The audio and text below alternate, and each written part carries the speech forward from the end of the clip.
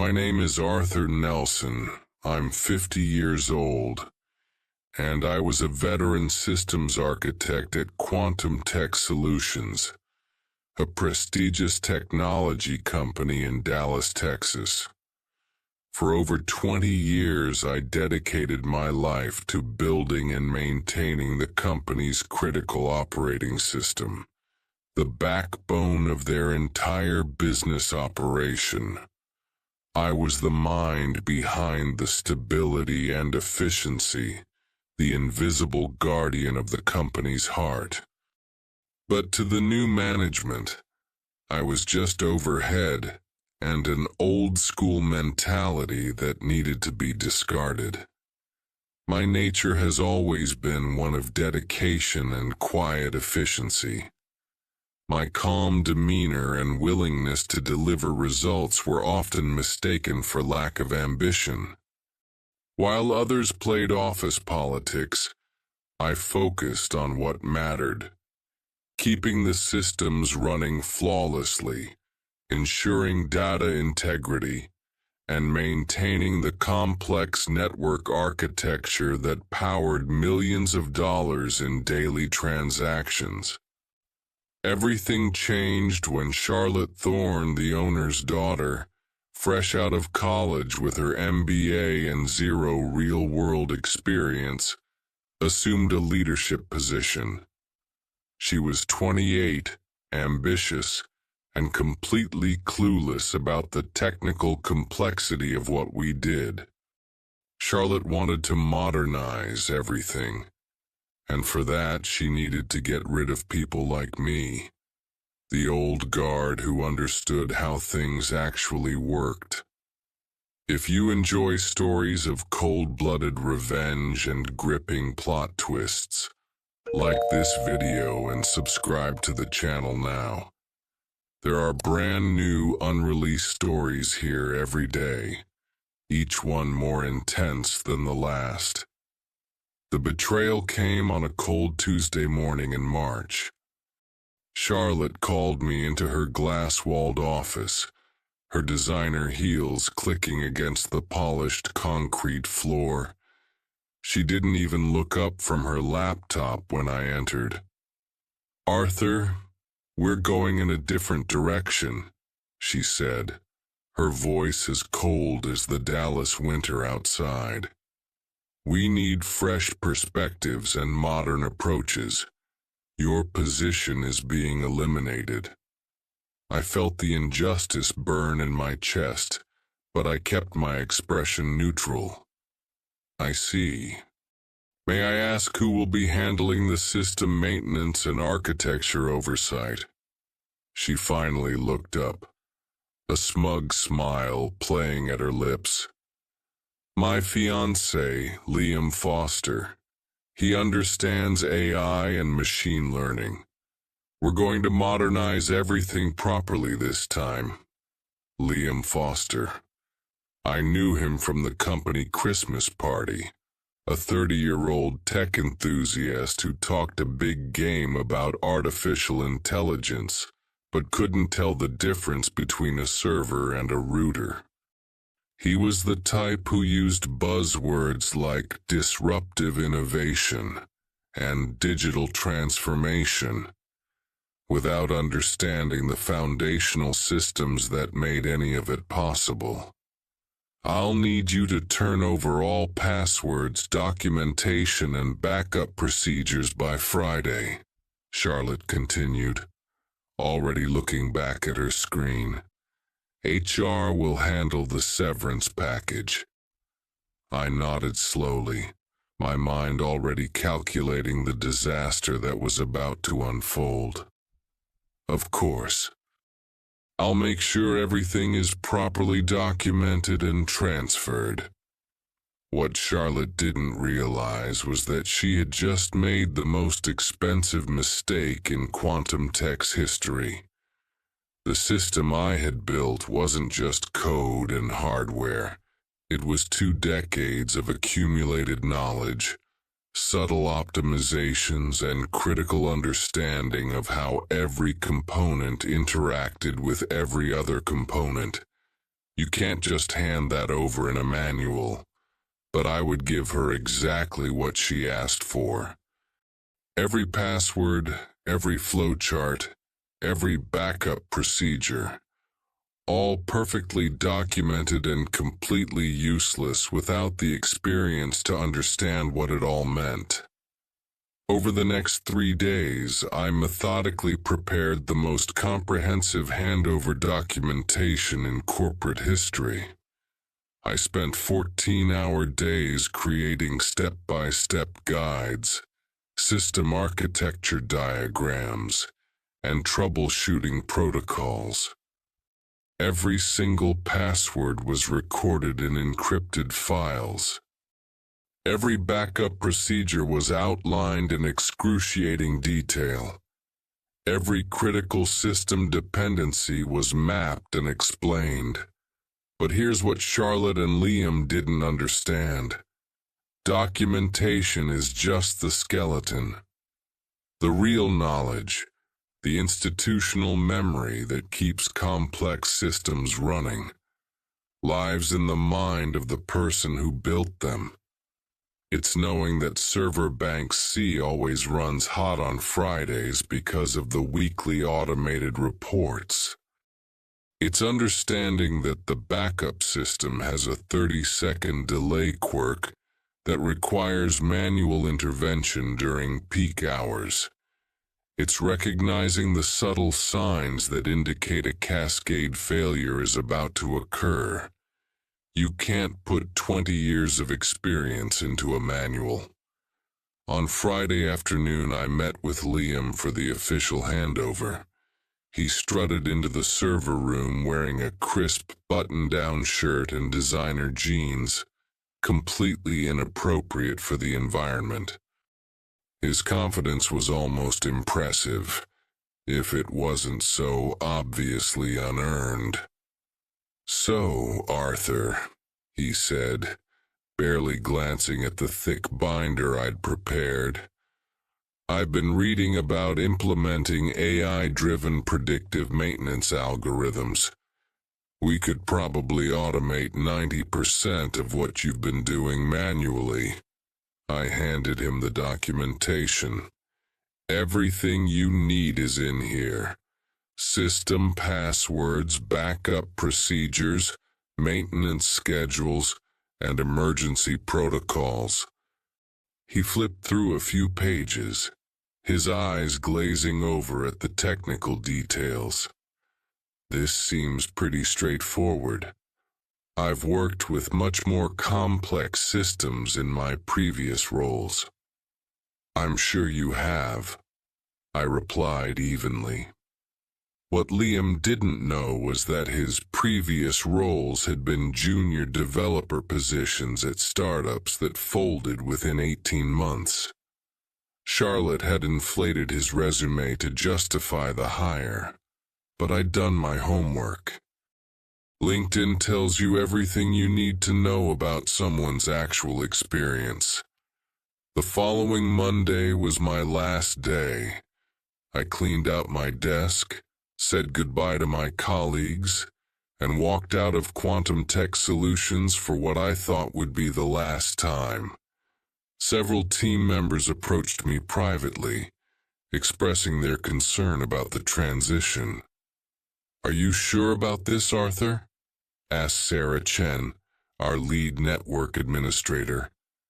"Liam seems enthusiastic, but he asked me yesterday what TCP/IP stands for."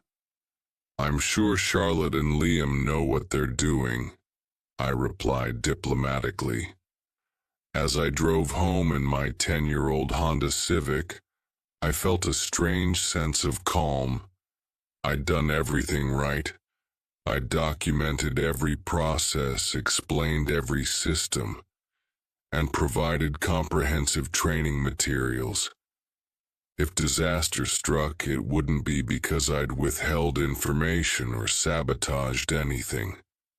It would be because arrogance and inexperience had replaced competence and wisdom. I spent the next week at home, updating my resume, and reaching out to former colleagues in the industry. The severance package was generous. Charlotte's father, Henry Thorne, was a decent man who'd built the company from nothing. He just had a blind spot when it came to his daughter's capabilities. On Wednesday evening, exactly 8 days after my departure, my phone rang. It was Sarah Chen. "Arthur, I'm calling from my personal phone," she said, her voice tight with stress. "Something's wrong with the system.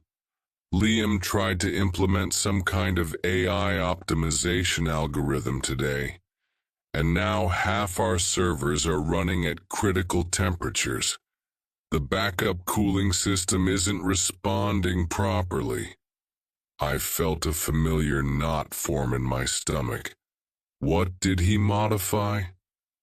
The thermal management protocols. He said the original settings were too conservative, and that AI could optimize power consumption by 30%. The thermal management system was one of the most delicate parts of our infrastructure. It required precise calibration based on seasonal temperature variations, server load patterns, and the specific quirks of our HVAC system. Liam had essentially performed surgery on a system he didn't understand. "Sarah, you need to revert those changes immediately," I said. "The backup cooling system has a manual override switch in panel B7. The documentation I left should have the exact procedure. Liam won't let us touch anything. He says he's got it under control and that reverting the changes would be admitting failure." That's when I knew the real disaster was just beginning. Pride and incompetence make a dangerous combination, especially when you're dealing with mission-critical systems that process millions of dollars in transactions daily. I thanked Sarah for the call and hung up. Then I poured myself a glass of bourbon and settled into my recliner to wait. The system I'd built was robust, but it wasn't miracle-proof. Even the best architecture can't survive fundamental mismanagement. Friday morning brought the call I'd been expecting. It was Henry Thorne himself on the line at 6:47 a.m., his voice shaking with barely controlled panic. "Arthur, thank God you answered. We need you back here immediately. The entire system is down. We've lost everything. Customer data, financial records, order processing. It's a complete catastrophe." I set down my coffee mug and walked to my home office window, looking out at the peaceful Dallas suburb where I'd lived for 15 years. "What happened, Henry?" "I don't know the technical details, but Liam tried to upgrade something yesterday afternoon. Now our servers are overheating, the backup systems won't engage, and we've got alarms going off everywhere. Charlotte is beside herself. We've already lost 3 major clients, and if we don't get this fixed by Monday, we're looking at bankruptcy." The irony wasn't lost on me. The same man who'd allowed his daughter to discard me like yesterday's newspaper was now begging for my help. But Henry had always been decent to me, even if he'd been blind to Charlotte's incompetence. "I'll need to assess the situation before I can commit to anything," I said calmly. "Give me remote access to the diagnostic systems and I'll take a look. Whatever you need, Arthur. Name your price." 2 hours later, I was staring at the most comprehensive system failure I'd ever seen. Liam hadn't just modified the thermal management protocols. He'd completely rewritten the core infrastructure management algorithms. It was like someone had decided to perform heart surgery using YouTube tutorials. The cascading failures were beautiful in their complexity.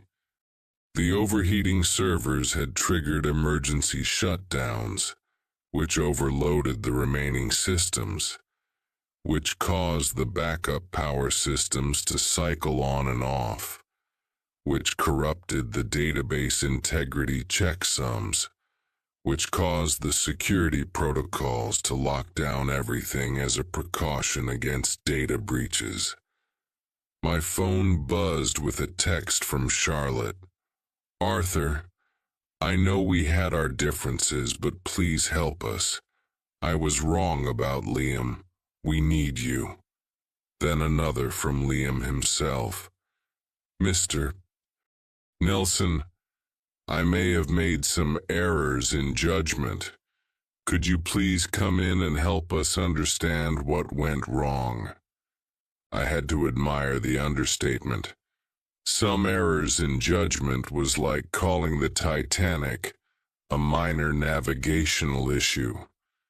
By noon, I was fielding calls from board members, department heads, and even some of our major clients who'd somehow gotten my personal number. The word was spreading through the Dallas tech community that Quantum Tech Solutions was in free fall. I drove to the office that afternoon, not as an employee but as a consultant. The parking lot was chaos.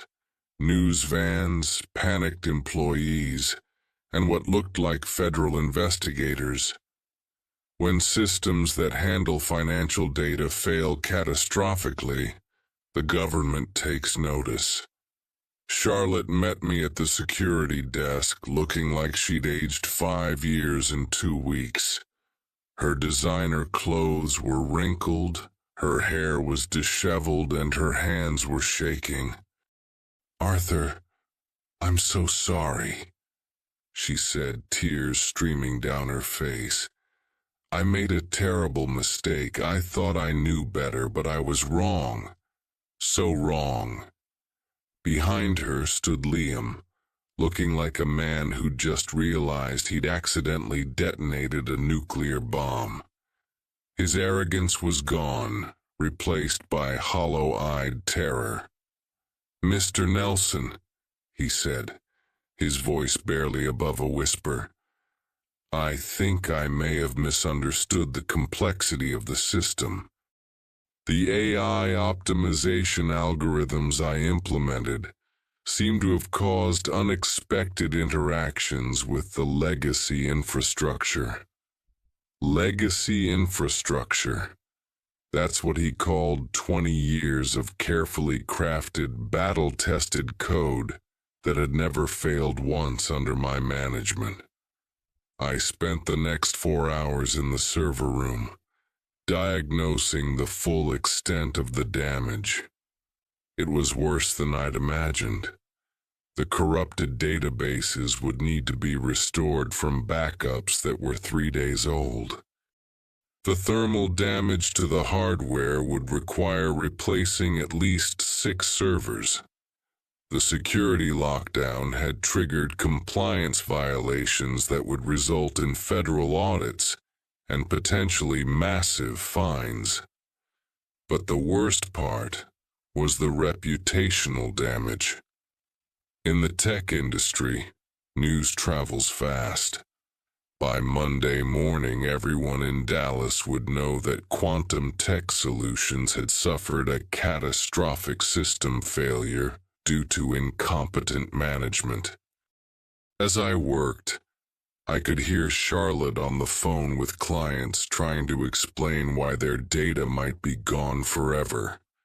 Her voice cracked as she promised refunds and offered inadequate explanations for the inexcusable. Around 8 p.m., Henry Thorne found me in the server room. looking like a man who'd watched his life's work crumble in real time. "Arthur, I owe you an apology. I should have never let Charlotte make that decision. You built this company's foundation, and I let someone destroy it because I was too proud to admit my daughter wasn't ready for leadership. I looked up from the server I was rebuilding. Henry, I documented everything. I provided comprehensive training. I followed every protocol. The information was there, they just chose to ignore it. What would it take to get you back permanently?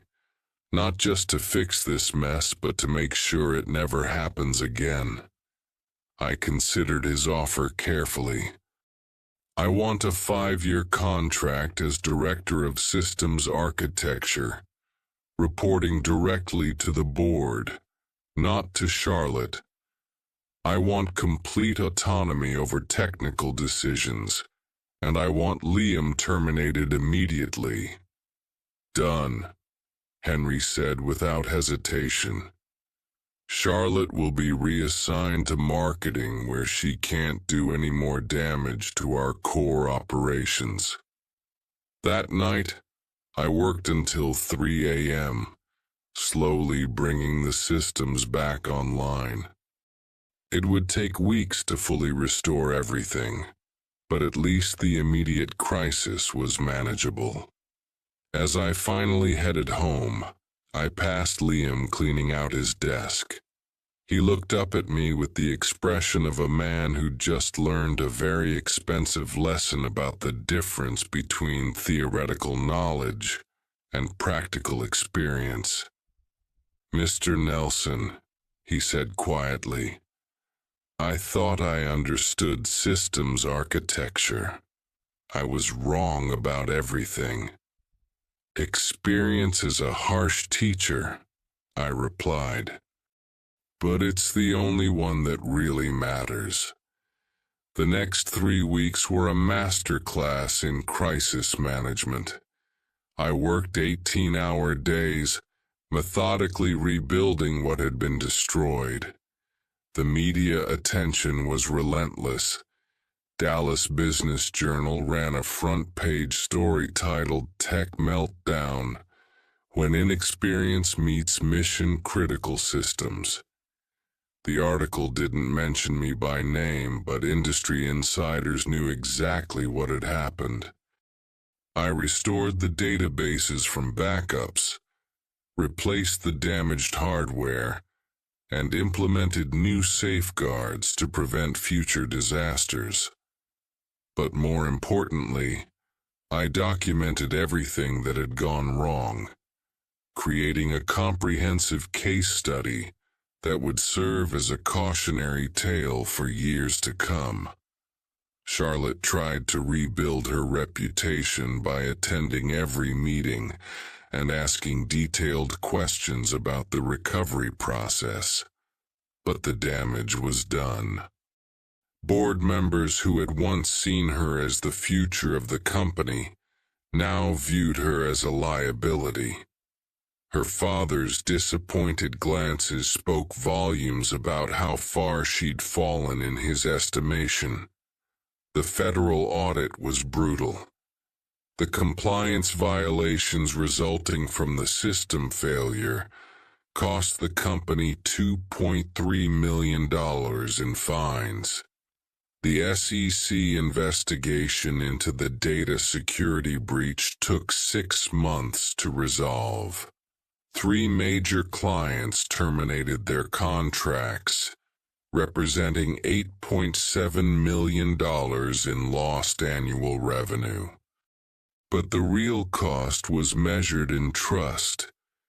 In the tech industry, your reputation is everything. Word spread through conferences, LinkedIn networks, and industry publications. Quantum Tech Solutions became a cautionary tale about the dangers of prioritizing buzzwords over competence. My new position as Director of Systems Architecture came with a corner office, a substantial salary increase, and most importantly, the authority to make decisions without interference. I reported directly to the board, bypassing Charlotte entirely. For the first time in my career, I had the respect and autonomy I'd always deserved. 6 months later, I was invited to speak at the Southwest Technology Conference about crisis management and system recovery. The auditorium was packed with CTOs, system architects, and senior developers. My presentation, titled "The Hidden Costs of Technical Debt," became one of the most downloaded conference papers in the event's history. During the Q&A session, a young developer asked about the importance of documentation versus experience.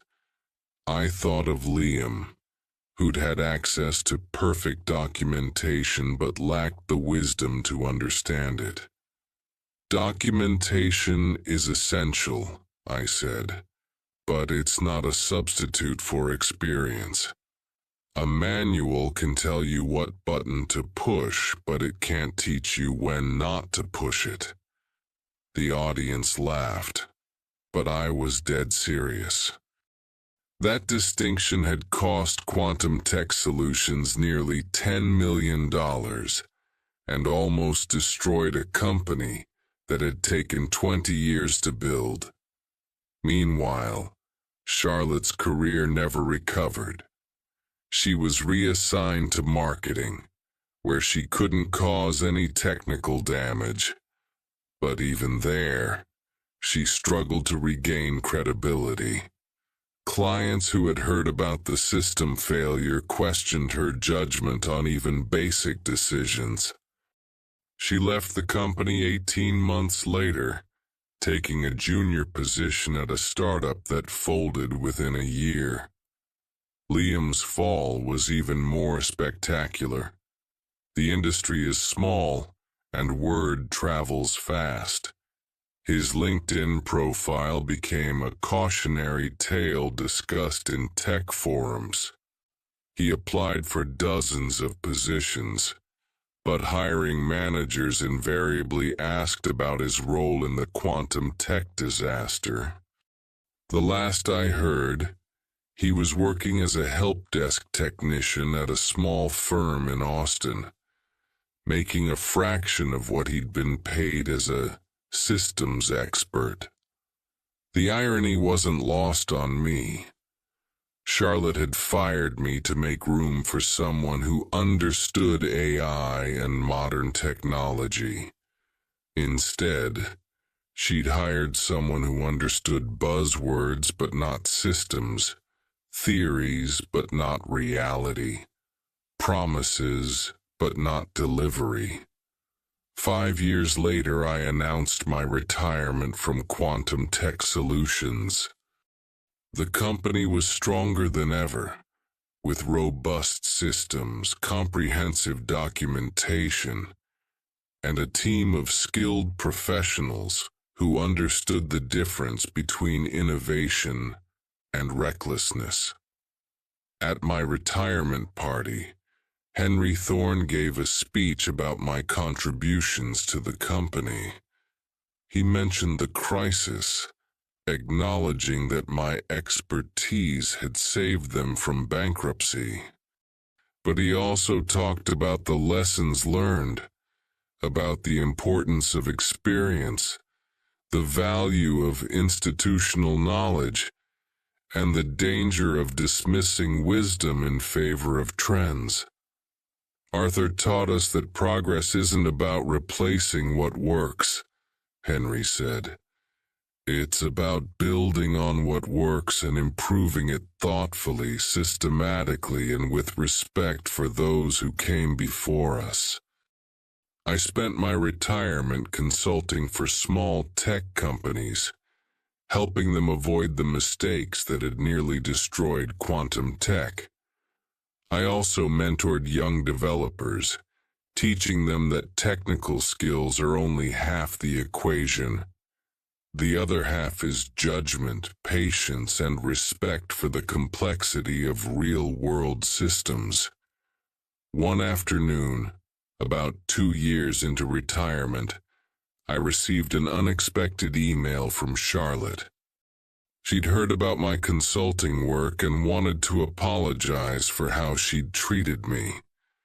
She admitted that her arrogance had cost everyone dearly, and that she'd learned valuable lessons about leadership and humility.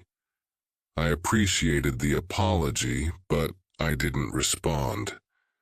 Some lessons are too expensive to forget, and some bridges are burned beyond repair. Looking back, I realized that my story isn't really about revenge. It's about the inevitable consequences of replacing competence with confidence, experience with enthusiasm, and wisdom with buzzwords. Charlotte and Liam destroyed themselves through their own arrogance. I simply documented the process. The best revenge, I learned, is being proven right by time and consequences. And sometimes, the most powerful response to injustice is simply letting incompetence reveal itself.